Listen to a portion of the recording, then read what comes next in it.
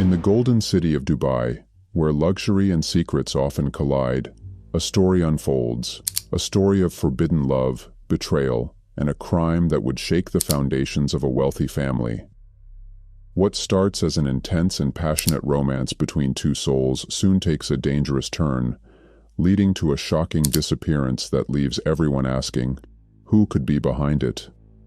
What secrets were they hiding? How did love turn into a crime so devastating? As the layers of lies and hidden desires unravel, the truth will leave you questioning everything.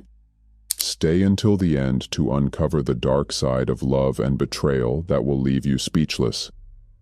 Let us know in the comments where you're from, and we'll explore true crime stories from your city next.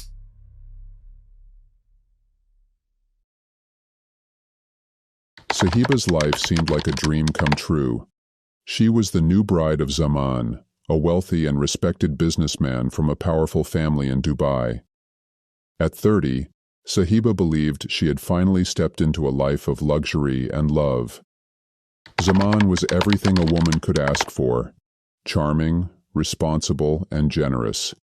They had met through mutual connections, and their whirlwind romance quickly turned into an extravagant wedding that the city's elite couldn't stop talking about.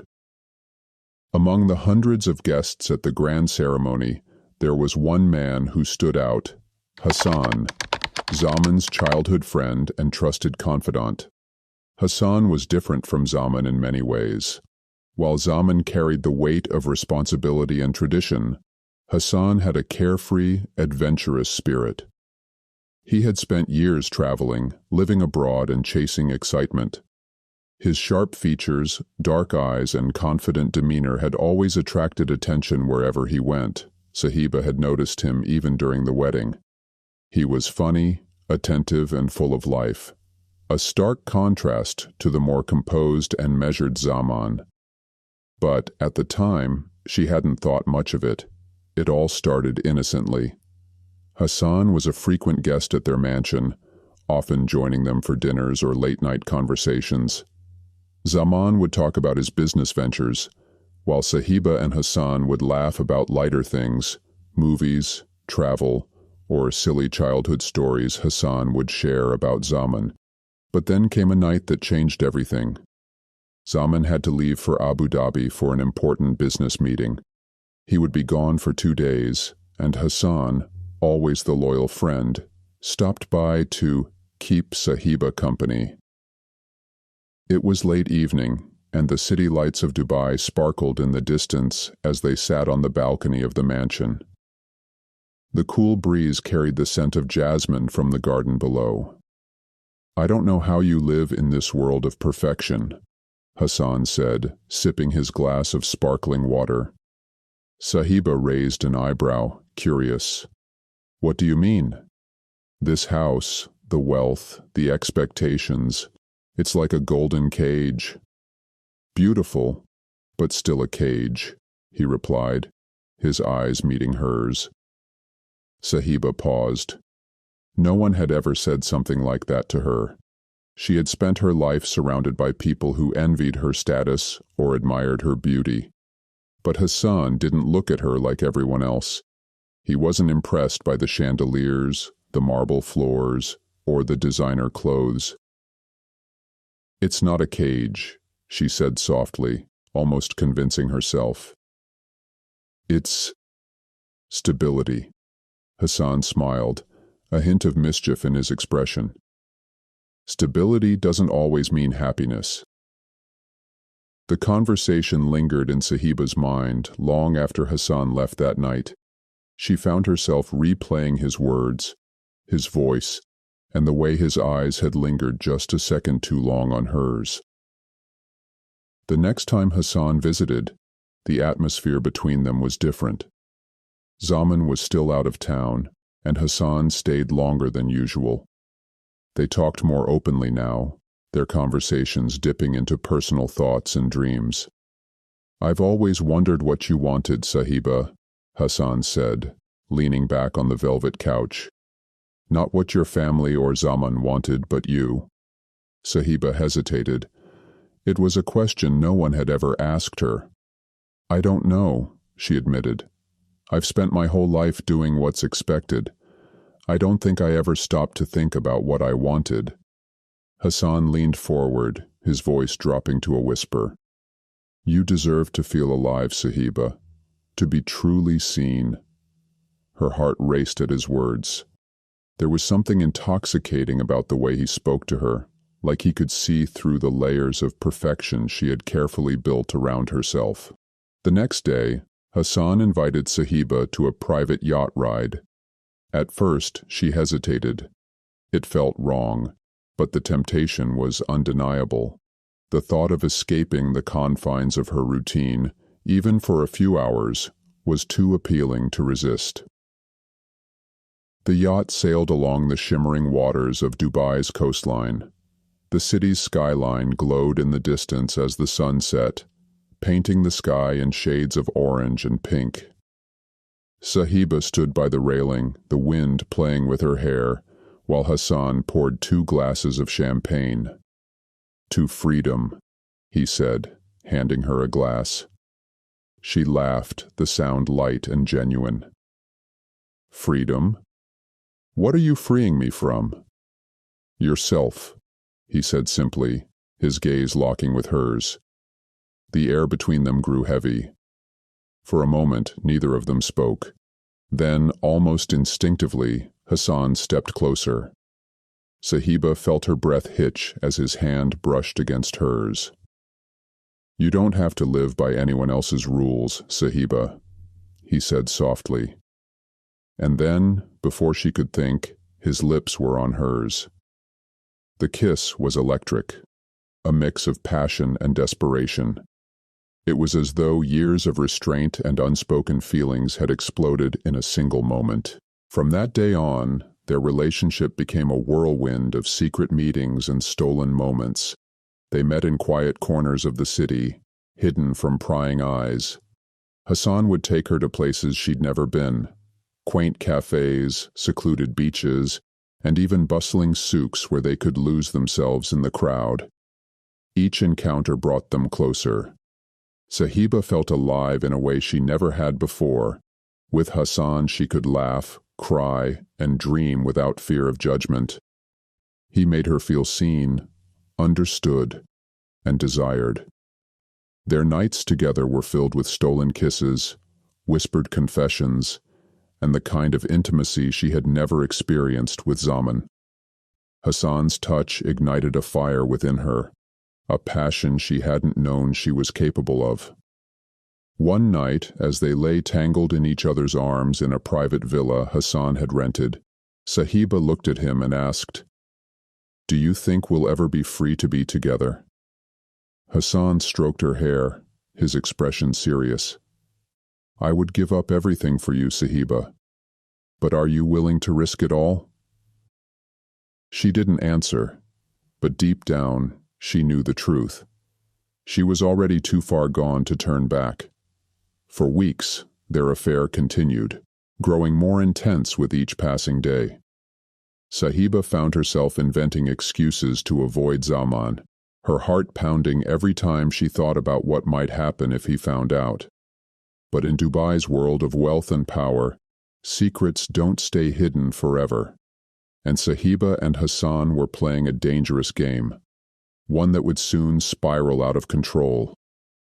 For weeks, Sahiba and Hassan lived in their bubble of forbidden love, blissfully unaware of the storm brewing just outside their carefully hidden world. But secrets, especially in a city where whispers travel faster than the wind, rarely stay buried for long. Zaman had always been a man of routine. His days were filled with meetings, business deals, and maintaining the family's status. But in recent weeks he noticed something he couldn't ignore: Sahiba's distance. She seemed distracted, her laughter hollow, her attention elsewhere. At first he dismissed it as the adjustment to married life, but then came the missed calls, the vague excuses, and the lingering scent of unfamiliar cologne. Zaman's suspicions began to grow. One evening he returned home earlier than expected. The house was quiet, but Sahiba wasn't there. When he called her, her voice was hurried, the background noise hinting at a bustling cafe, far from where she claimed to be. He knew something was wrong. The next day, Zaman confided in one of his trusted employees, a man named Rashid who handled security for the family. "I need to know where Sahiba goes when I'm not around," Zaman said, his tone sharp and controlled. "But keep it discreet." Rashid, loyal to the family, did as he was told. Within a few days, he returned with a report that shattered Zaman's world. Photos of Sahiba and Hassan, walking hand in hand through a quiet alley. A blurred image of them embracing near a private villa. The final blow was a picture of them kissing under the dim lights of a hidden cafe. Zaman stared at the evidence in silence, his hands trembling with rage. His childhood friend, the man he considered a brother, had betrayed him. And Sahiba, his wife, his pride, had torn apart the foundation of his trust. That evening, Zaman confronted Sahiba. She was sitting in the grand living room, flipping through a magazine when he stormed in, his face a mask of fury. "Where were you yesterday?" he demanded, his voice cold and cutting.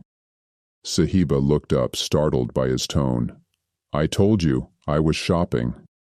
"Don't lie to me," Zaman growled, throwing the photos onto the glass table in front of her. Sahiba's face drained of color as her eyes fell on the images. She opened her mouth to speak, but no words came out. "How long has this been going on?" Zaman demanded, his fists clenched at his sides. "How long have you been humiliating me behind my back?" Tears welled in Sahiba's eyes. "Zaman, I didn't mean for this to happen. I was—" "Don't you dare try to justify this," he shouted, his voice echoing through the massive room. "With him, Hassan, my best friend." Sahiba broke down, sobbing uncontrollably. "I didn't plan this, Zaman. I was lonely and you were always busy, and Hassan, he made me feel alive." Zaman stared at her, his anger momentarily giving way to disbelief. "You threw away our marriage because you felt alive? Do you even hear yourself?" The confrontation didn't end there. Zaman's anger simmered, but he didn't lash out physically. Instead, he left the house, needing time to think. But in the days that followed, the betrayal consumed him. He avoided Hassan, who was blissfully unaware that the secret was out. But Zaman couldn't stay silent forever. He arranged a meeting with Hassan at a private desert retreat, under the pretense of discussing a new business venture. Hassan, unsuspecting, agreed. When they met, the tension was palpable. Zaman poured 2 glasses of whiskey, his movements calm and deliberate. "You know," Zaman began, swirling his glass, "I've always trusted you, more than anyone else." Hassan smiled nervously, sensing something off. "You still can, Zaman. You're like a brother to me." Zaman's eyes darkened. "A brother doesn't steal another man's wife." Hassan froze, the color draining from his face. "Zaman, Don't lie to me," Zaman roared, slamming his glass onto the table. "I know everything. The pictures, the lies, the betrayal. You thought I wouldn't find out?" Hassan tried to defend himself, stammering. "It wasn't like that. I didn't mean for it to happen." "You didn't mean for it to happen?" Zaman mocked, his voice dripping with sarcasm. "You didn't mean to stab me in the back? To humiliate me in front of everyone?" "It wasn't about you," Hassan said, his voice rising. "Sahiba and we care about each other. She's not happy with you." That was the final straw. In a fit of blind rage, Zaman lunged at Hassan. The 2 men grappled, their shouts echoing in the empty desert retreat. Zaman, fueled by anger and betrayal, overpowered Hassan, his hands tightening around his friend's throat. Hassan struggled, his eyes wide with fear, But Zaman didn't stop. The betrayal, the humiliation, it all came flooding out in that moment. When it was over, Hassan's lifeless body lay sprawled on the floor, the room eerily silent. Zaman stared at the scene before him, his chest heaving. The reality of what he had done began to sink in. He had killed his best friend, the man who had betrayed him in the worst way possible. But there was no time for regret. Zaman knew the consequences if this got out. He cleaned up the scene as best as he could, wrapping Hassan's body in a sheet and driving it deep into the desert. There, under the cover of darkness, he buried his former friend, the sand swallowing the evidence of his crime. When Zaman returned home, Sahiba immediately noticed the change in him. He was quieter, more distant, his eyes heavy with a weight she couldn't understand. "Where were you?" she asked cautiously. "Handling things," he replied curtly, brushing past her. Sahiba didn't press further, but a sense of dread settled over her. Something was wrong, and she couldn't shake the feeling that their carefully hidden world was about to crumble. The murder didn't go unnoticed for long. Hassan's family reported him missing, and soon the police were involved. Investigators combed through his last known whereabouts, and it didn't take long for them to link him to Zaman. The walls were closing in, and Zaman knew it was only a matter of time before the truth came to light. The investigation into Hassan's disappearance began with urgency. Inspector Khalid al-Mansour, renowned for his ability to uncover the truth, was assigned to lead the case. He started by gathering statements from Hassan's family and close acquaintances. They described Hassan as a man with no known enemies, someone deeply respected in their elite circles. However, his brother Faisal hinted at one intriguing detail. Hassan and Zaman were inseparable, Faisal explained to Khalid. If something's happened, Zaman might know more than he's letting on. Zaman was summoned for questioning. Khalid observed him closely during their first meeting. Zaman appeared calm, but his answers felt rehearsed, carefully measured. When asked about Hassan's whereabouts, he claimed the last time they had spoken was a week ago. He mentioned he was planning to take some time off, Zaman said. He sounded stressed, but nothing seemed unusual. Khalid pressed further, asking if Hassan had discussed any issues or conflicts. Zaman's response was dismissive. "Hassan was a private man," he said. "Even I didn't know everything about his life." Despite Zaman's calm demeanor, Khalid's instincts told him there was more to the story. Hassan's phone records revealed the last call he had made was to Zaman. This raised a red flag. Why hadn't Zaman mentioned this during his statement? Khalid obtained a warrant to search Zaman's properties, including his desert retreat. Forensics combed through the villa and surrounding areas, uncovering faint traces of blood on the floor near the sitting area. The forensics team confirmed it was a match for Hassan's DNA. When Khalid presented this evidence to Zaman, his composure began to crack. "This is ridiculous," Zaman snapped. "Hassan was like a brother to me. I had nothing to do with this." But the evidence spoke louder than his words. Surveillance footage from the retreat's nearby road showed Zaman's car leaving late at night, loaded with what appeared to be a large bundle. Under mounting pressure, Khalid shifted his focus to Sahiba. When questioned, Sahiba initially denied any knowledge of Hassan's disappearance. But Khalid was skilled at detecting lies, and her nervousness betrayed her. After hours of questioning, she finally admitted to the affair. "It wasn't supposed to happen this way," she said, her voice trembling. "I was lonely, and Hassan. He made me feel seen. But I swear, I don't know what happened to him." Khalid continued to piece together the events leading up to Hassan's disappearance. Witnesses from a secluded cafe where Sahiba and Hassan often met provided damning testimonies. One employee mentioned Zaman confronting Hassan there just weeks before he vanished. The final breakthrough came when a local farmer near the desert retreat reported seeing Zaman digging late at night. The police revisited the area, this time with cadaver dogs. They discovered Hassan's shallow grave, his body wrapped in a sheet. The evidence was overwhelming. Zaman was arrested and brought in for interrogation. At first he refused to speak, maintaining his innocence. But Khalid's relentless questioning eventually broke through Zaman's defenses. "I didn't plan for it to happen," Zaman admitted, his voice heavy with defeat. "I confronted him, and he didn't even deny it. He said Sahiba loved him, that she would leave me for him. I lost control. I couldn't think. He trailed off, his face buried in his hands. Khalid documented Zaman's confession in painstaking detail. The betrayal, the rage, the moment he decided to bury Hassan in the desert, it all painted a grim picture of a man consumed by his emotions. The case was brought before the Dubai courts, and the trial became a spectacle. The Sheikh family's involvement and the scandalous details of the affair made headlines across the UAE. The court found Zaman guilty of premeditated murder. The verdict was delivered swiftly, life imprisonment, a rare but appropriate punishment for a crime of such magnitude.